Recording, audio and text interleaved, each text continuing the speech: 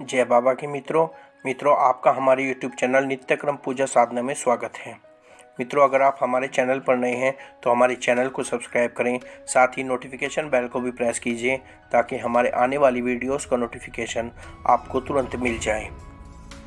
मित्रों, आज जो हम विषय लेकर आए हैं वो विषय ये है कि आप कैसे पहचान कर सकते हैं अपनी कि आप नास्तिक हैं या आस्तिक। देखिए मित्रों, नास्तिक वो व्यक्ति होता है जो भगवान को नहीं मानता, भगवान को वो बिल्कुल भी नहीं मानते हैं, ना ही उनमें भगवान में उनकी आस्था होती है, और जो भगवान के ऊपर तर्क वितर्क करते हैं, इस प्रकार के विचार करते हैं, तो ऐसे व्यक्ति नास्तिक होते हैं। देखिए मित्रों, मैं कुछ लक्षण बताऊंगा, कुछ संकेत बताऊंगा जो मुझे लगता है कि अगर वो किसी व्यक्ति में है तो वो नास्तिक होता है। जी मित्रों, मेरी नज़रों में तो वो नास्तिक ही है, और आप ये विचार कीजिएगा क्या वो आपकी नज़रों में भी नास्तिक है या नहीं है। मित्रों, जो व्यक्ति ऐसे होंगे जो अगर भगवान की बुराई हो रही होगी या फिर ऐसी बातें हो रही होंगी जिसमें ये दिखाई देगा कि भगवान कुछ नहीं करते, भगवान कुछ करने वाले नहीं हैं, और वो उनकी बातों पर सहमत होंगे या इस प्रकार की बातें कर रहे होंगे, तो ऐसे व्यक्ति नास्तिक होते हैं। या मित्रों, दूसरा, जो व्यक्ति अगर किसी मंदिर या गुरुद्वारे अगर इस प्रकार के हैं जो गुरुद्वारे को मानते हैं या मंदिर से आगे से निकल रहे हैं और उनके आगे से निकलकर जो माथा नहीं टिकाते, तो ऐसे व्यक्ति भी नास्तिक होते हैं। देखिए मित्रों, हिंदू धर्म में भी व्यक्ति ऐसे हैं जो अगर गुरुद्वारे के सामने से भी निकलते हैं तो उन पर भी माथा टिकाते हैं, बाहर से माथा झुकाकर ही निकलते हैं, तो ऐसे व्यक्ति भी होते हैं। और कुछ व्यक्ति ऐसे होते हैं जो मंदिर के सामने से भी सीधा निकल जाते हैं और माथा नहीं टिकाते, तो ऐसे व्यक्ति नास्तिकता की श्रेणी में ही आते हैं। जो व्यक्ति बिल्कुल भी भजन कीर्तन में नहीं जाते, ना उनका मन करता है बिल्कुल भी, अगर कहीं कीर्तन हो रहा है, भजन हो रहा है, जागरण हो रहा है और उसमें नहीं जाएंगे और उनका मन नहीं करेगा जाने को, तो ऐसे व्यक्ति भी मित्रों नास्तिक होते हैं, भगवान में उनकी आस्था नहीं होती।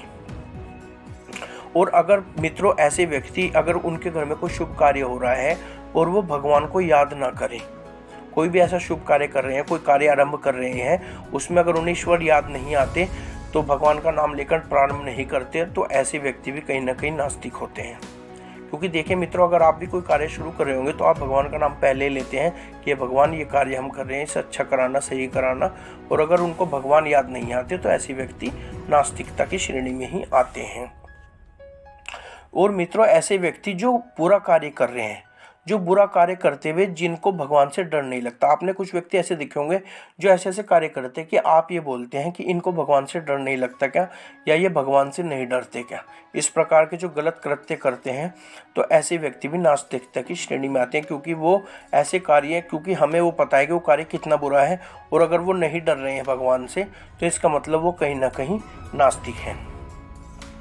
और मित्रों, अपने द्वारा किए गए कार्य का जो भी वो कार्य करते हैं उस पे उन्हें किसी भी प्रकार का विचार नहीं करते कि ये पाप कर्म है, पुण्य कर्म है, ये पाप की श्रेणी में आता है कार्य है या पुण्य की श्रेणी में आता है, तो ऐसे व्यक्ति भी नास्तिक ही होते हैं। एक व्यक्ति ऐसे होते हैं मित्रों जो बहुत अधिक झूठ बोलते हैं।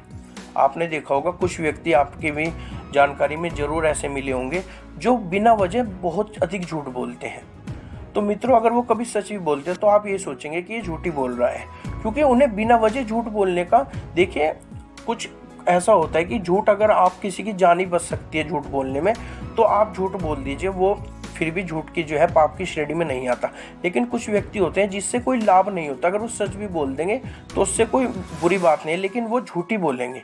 पता नहीं, कुछ व्यक्ति मैंने भी अपने जीवन में ऐसे व्यक्ति देखे हैं जो बिना वजह ही झूठ बोलते हैं, जिसके झूठ बोलने का कोई औचित्य नहीं है, फिर भी झूठ बोलते हैं। तो मित्रों, झूठ बोलना भी पाप की श्रेणी में आता है, और जो व्यक्ति पाप करने से नहीं डरता तो वो व्यक्ति नास्तिक ही होता है, और फिर वो अपने कर्मों को भोगता है, तो लेकिन फिर वो कुछ कर नहीं पाता। और मित्रों, जो व्यक्ति बिल्कुल भी पूजा पाठ नहीं करते, घर में थोड़ी भी पूजा पाठ नहीं करते, तो या बहुत से व्यक्ति मित्रों मैंने ऐसे देखे अपने जीवन में, जिनका कोई भी, कहते हैं आप, शेड्यूल ही नहीं है जीवन में। किसी भी वक्त उठते हैं, किसी भी वक्त बिना नहाए धोए खाना खा लेंगे और नाश्ता कर लेते हैं, ना भगवान की तरफ देखते हैं क्या है, दिया बत्ती करनी है, नहाना है, भगवान की तरफ माथा टिका के आना है, जिनका कोई शेड्यूल ही नहीं। तो मित्रों, ऐसे व्यक्ति भी नास्तिकता की श्रेणी में आते हैं, क्योंकि जो व्यक्ति आस्तिक होगा वो सुबह ही उठकर सबसे पहले स्नान आदि करके, चाहे देखिए मित्रों ऐसे व्यक्ति हैं जो अपने कार्य में बहुत ज़्यादा व्यस्त रहते हैं, तो ऐसे व्यक्ति भी मैंने देखे हैं, बहुत से ऐसे व्यक्ति देखे हैं जब हम मंदिर जाते हैं तो वो व्यक्ति पूजा पाठ नहीं करते, लेकिन नहाते साथ वो 1 लोटा जल लेकर आते हैं और भोलेनाथ पे चढ़ा के माथा टिकाकर सीधा चाबी लेके अपनी दुकान पर चले जाते हैं।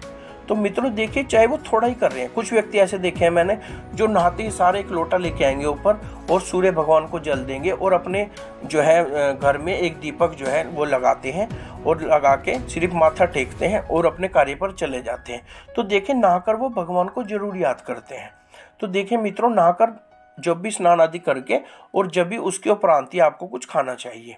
पहले अब आप स्नान आदि करें, उसके बाद अगर आपके पास कम समय है, आप ये नहीं कि आसन लगाकर आपके समय नहीं है तो भगवान ये नहीं कहते कि तुम 2 घंटे ही पूजा करो बैठ के।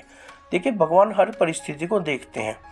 आप माथा टिका लीजिए, अगर दीपक जलाने का टाइम है दीपक जला, बहुत से व्यक्ति ऐसे होते हैं सिर्फ नहाकर दीपक जलाकर माथा टिका कर ही चले जाते हैं, तो आप ऐसा भी कर सकते हैं। 1 लोटा जल आप सूर्य को दे सकते हैं। और अगर सर्वोत्तम तो अगर आपके घर के पास कोई मंदिर है तो आप नहाने के बाद 1 लोटा जल भोलेनाथ पर चढ़ा के आइए, माथा टिका कर आइए, जो सर्वश्रेष्ठ होता है ये कार्य।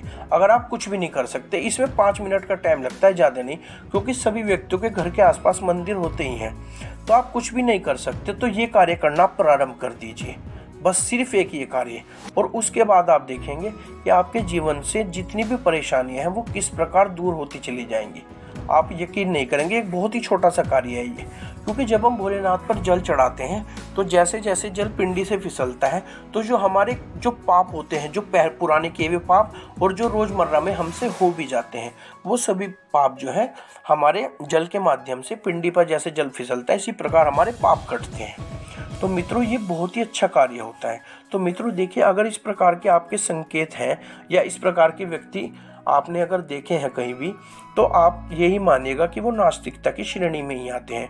और आस्तिक व्यक्ति वही होते हैं जिनका मन जो है हमेशा भगवान में लगा रहता है। देखिए ऐसा नहीं कहता कि मैं जो 24 घंटे पूजा करते हैं वही व्यक्ति आस्तिक होते हैं, ऐसा नहीं है। लेकिन हाँ, जिनका कुछ भी कार्य करने में भगवान याद आएंगे, जिनके मन में भगवान याद रहते हैं कि हमें प्रसाद चढ़ाना है आज, तो ये जिन्होंने अपने कुछ नियम कर्म बना रखे हैं जो भगवान से संबंधित हैं, जिनके घर में रोज खाने का जो भोजन आदि बनता है कम से कम एक समय वो भगवान को भोग लगाते हैं, लगाना चाहिए। तो मित्रों इस प्रकार के जो व्यक्ति होते हैं वो आस्तिक होते हैं, जो पूजा पाठ करते हैं, सूर्य को जल देते हैं, मंदिर में जाकर जल चढ़ा के आते हैं। और ये चढ़ाना चाहिए, 1 लोटा जल सूर्य को जरूर देना चाहिए आपको। 1 लोटा आप सूर्य के नाम का दीजिए और दूसरा लोटा आप पितरों के नाम का दीजिए। 2 लोटा जल आप सूर्य को दीजिए और 1 लोटा जल आप भोलेनाथ पर चढ़ा के आइए। चाहे आप ज़्यादा नहीं कर सकते, इसलिए इतना ही करना प्रारंभ कर दीजिए।